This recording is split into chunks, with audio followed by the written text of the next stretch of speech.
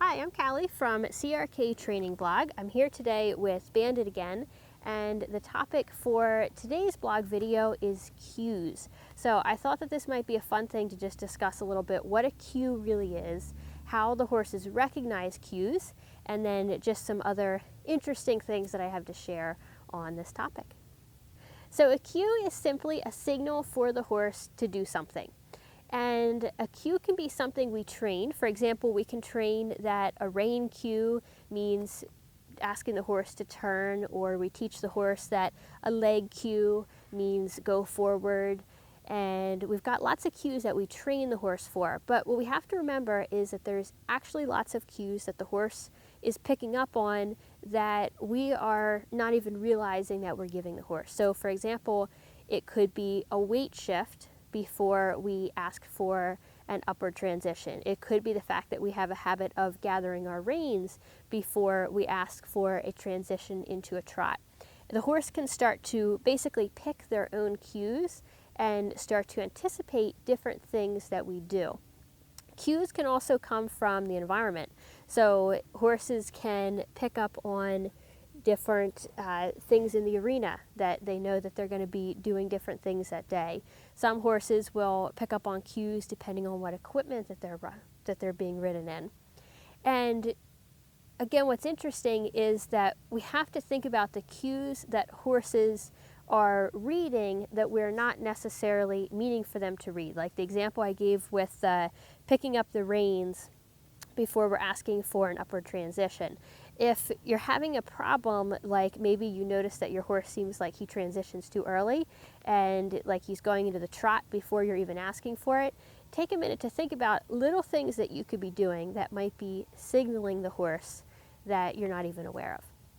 Sometimes when we're training, horses will also start to choose their cues, and it can sometimes be easier to just go with what they pick as a cue instead of trying to train them for exactly what we think their cue should be.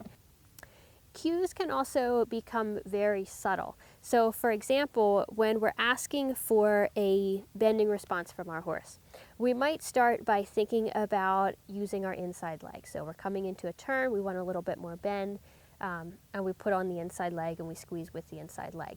What that can turn into, if we are aware of it and we're a little bit conscious about it, is that at first we have to press with the inside leg. Maybe we even have to use it a little bit stronger. And then what can happen is we're coming into that turn, we're thinking about creating that bend, and we start to just move the leg in preparation for the bend, or for our asking for that bend, and the horse moves off of just that little shift of our leg before we're really even squeezing. And then what can happen is we start coming into that same turn and we're thinking about the bend, and one muscle in our leg just starts to tighten a little bit, the horse feels it, and the horse moves.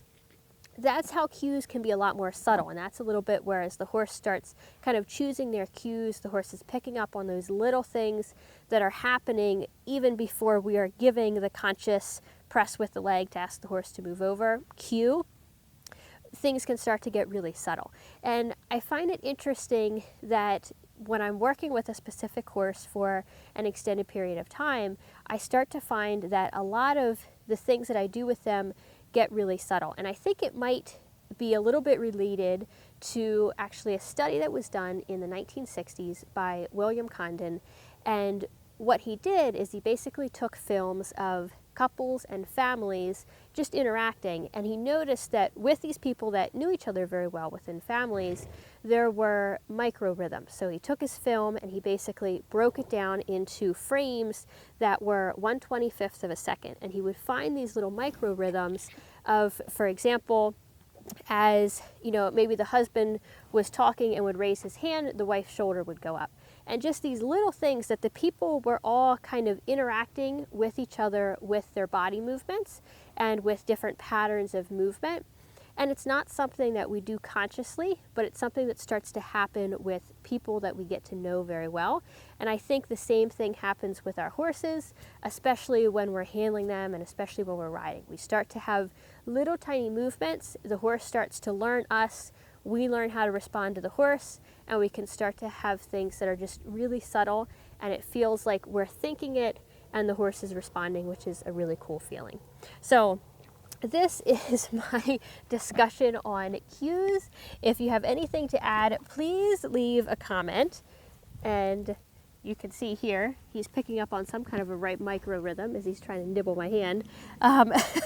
Please leave a comment. I'll see you in the comments. And as always, if you're watching this anywhere besides crktrainingblog.com, go there now, and that's where the best conversation happens. There's lots of other training and riding videos for you there as well. Thank you.